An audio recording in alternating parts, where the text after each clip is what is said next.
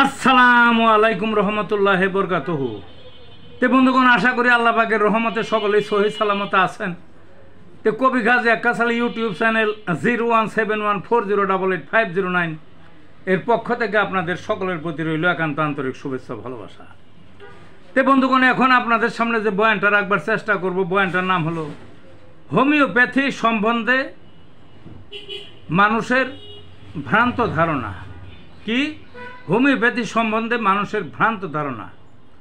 ভ্রান্ত ধারণা কি কি? অনেকেই বলে যে হোমিওপ্যাথিতে কাজ করে খুব আস্তে আস্তে, এই জন্য তারা হোমিওপ্যাথির কাছে আসে না। এটা সম্পূর্ণরূপে ভ্রান্ত ধারণা। কিছু রোগ আছে সেগুলা সারা জীবনে ওষুধ খাইতে হয়। এটা অ্যালোপ্যাথিকে, আয়ুর্বেদিতে, যে কোনো চিকিৎসা শাস্ত্রে এবং হোমিওপ্যাথিতেও কি সেগুলো, যেমন ডায়াবেটিস, এটা সারা জীবন খাইতে হয়। হাই প্রেশার সারা জীবন খাইতে হয়। হার্টের রোগ সারা জীবন খাইতে হয়। বুঝলেন না?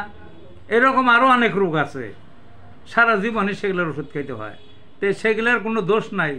হোমিওপ্যাথিতে দেরি হয় কেন? এই দোষ। তো এই দোষটা দেওয়া যাবে না। অনেক রোগ আছে হোমিওপ্যাথিতে খুবই তাড়াতাড়ি কাজ করে, মন্ত্রের মতো কাজ করে, যেটা অন্য কোনো শাস্ত্রে সম্ভব না। কি? যেমন মাছ দিয়ে ভাত খাওয়ার সময় অনেকেরই মাছের কাটা বিন্ধে মুখের ভিতরে। হোমিওপ্যাথির ওষুধ আছে কয়েকটা, আর যে কোনো একটা ওষুধ খাইলে পারে ওই 2-3 ঘন্টার মধ্যে কাটাটা যেমন মনে তেমন কাটা হোক পানি হয়ে যায়, গলে যায়। তাহলে কি তাড়াতাড়ি সারে? এই গল ব্লাডারে বা কিডনিতে পাথর হয়, অতি সহজে গালিয়ে দেওয়া যায়। শরীরে যে কোনো জায়গায় ব্যথাযুক্ত শক্ত টিউমার, যেগুলা মোস্ট ডেঞ্জার এই টিউমার, যেগুলোর থেকে পরিণামে ক্যান্সার হয়, সেই যে জটিল টিউমারগুলো অতি সহজে সারে হোমিওপ্যাথিতে অহরহ।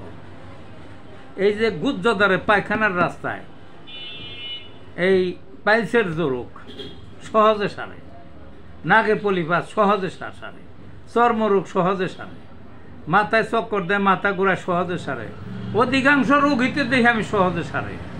কাজেই এই যে ভ্রান্ত ধারণা দেরিতে সারে বা অনেক দেরি হয়, এই ধারণাটা রাখা ঠিক না। ভালো থাকুন বন্ধু।